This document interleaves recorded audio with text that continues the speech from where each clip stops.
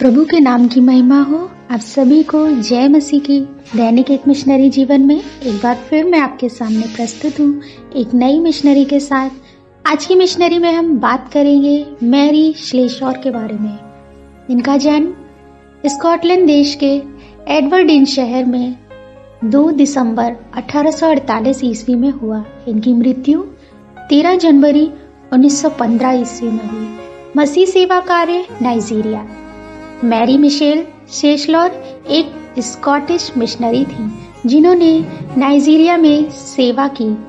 वह एक गरीब मोची के परिवार में पैदा हुई और असुविधाजनक परिस्थितियों में पली बढ़ी।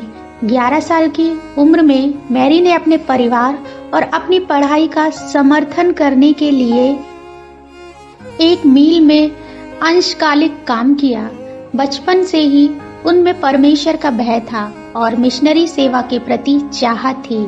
डंडी में एक स्थानीय मिशन में शामिल होकर उन्होंने मलिन बस्तियों के लोगों को ईसाई मूल्यों को सिखाने के लिए परिश्रम किया।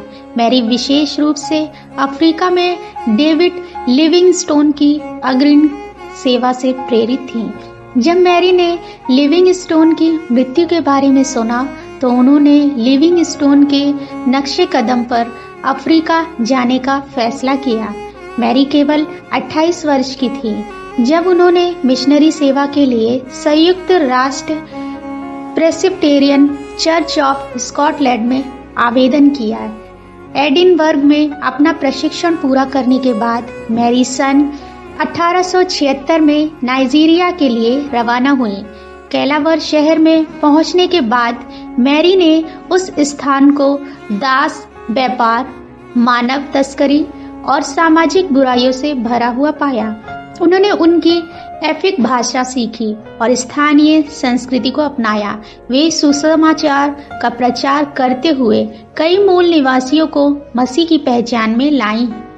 मैरी का दृढ़ संकल्प इतना मजबूत था कि कभी-कभी वह अन्य गांवों तक पहुंचने के लिए सारी रात पैदल चलती थी।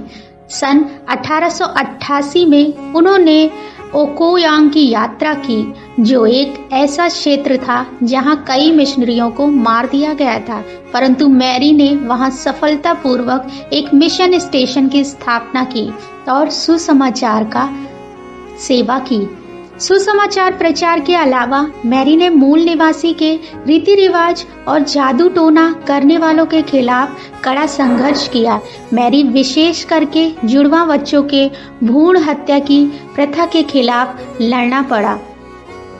ओकोयांग का मानना था कि वह जुड़वा बच्चे शापित होते हैं और इसलिए उन्हें देवताओं को चढ़ाया जाता था। मैरी ने उनसे बहुत विनती करके अक्सर जुड़वा बच्चों को अपने घर ले जाती थी। वहां उन्होंने स्कूल और चर्चों का निर्माण किया और अपने काम को जारी रखने के लिए कई युवाओं को प्रशिक्षित किया।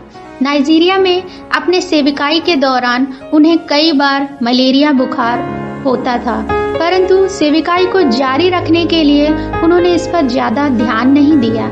जनवरी 1915 की शुरुआत में वह फिर से मलेरिया से पीड़ित होकर कमजोर हो गईं और इसके चलते उन्होंने अपनी दौड़ पूरी करके अनंत विश्राम में प्रवेश किया। प्रिय, क्या आप रीति रिवाजों के खिलाफ लड़कर आध्यात्मिक रूप से लोगों को प्रबुद्ध कर रहे हैं? हे प्रभु, मुझे सुसमाचार सुनाने के लिए मजबूत करो। आमीन। प्रभु आप सभी को आशीषित करें।